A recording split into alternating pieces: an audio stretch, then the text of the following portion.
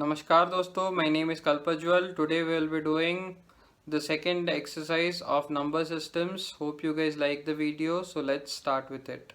First question, state whether the following statements are true or false. Justify your answers. Every irrational number is a real number. Now this is going to be true. The reason is real numbers consist of both rational and irrational numbers. Here the question had asked only irrational numbers, so definitely irrational numbers are also real numbers. Coming to the next point, every point on the number line is of the form root m, where m is a natural number. Now this is not possible. The reason is negative number cannot be square root of rational numbers.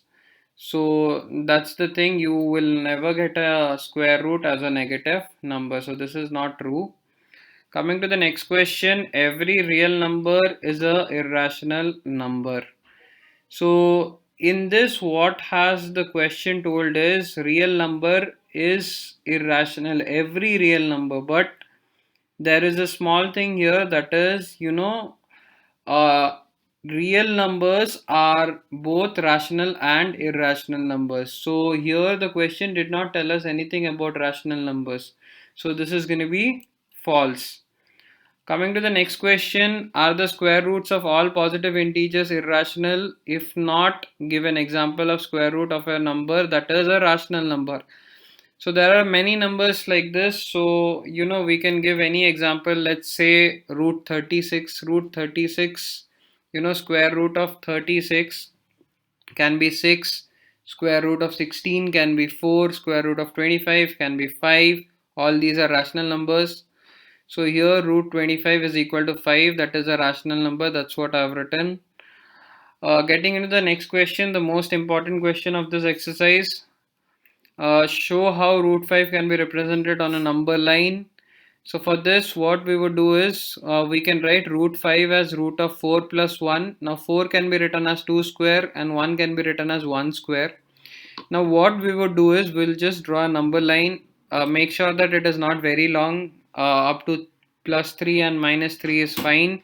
So for this, what we would do is we would take this as 2 centimeter, and at 2 centimeter we would basically draw a line which is perpendicular and which has 1 centimeter length. So at 2 centimeter here, this is 2 centimeter. So at 2 centimeter we would be drawing a line segment which is 1 centimeter. So as soon as this becomes 1 centimeter, what we would do is from this top point we would join the 0 of the number line.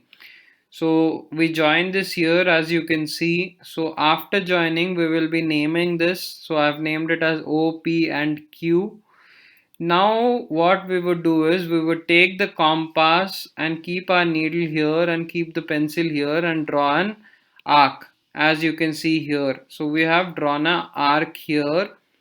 So this arc will be extended till it touches the number line and intersects the number line. So we mark this point as R. Now OP is nothing but root 5 units that I would show you in the next step. So as we draw this down and the point at which the arc intersects the number line, that is R. So OR is going to be root 5 units again. So you can see here in triangle OPQ, OP square is equal to OQ square plus PQ square. Now OQ we considered it as 2 and PQ we considered it as 1. So that is going to be 2 square plus 1 square. So that is 4 plus 1, that is equal to 5. Now OP square is 5. So OP is going to be root 5. I hope you guys understood this question. So let's get into the next question. This is actually a classroom activity, but I've still done it since it's there in the textbook.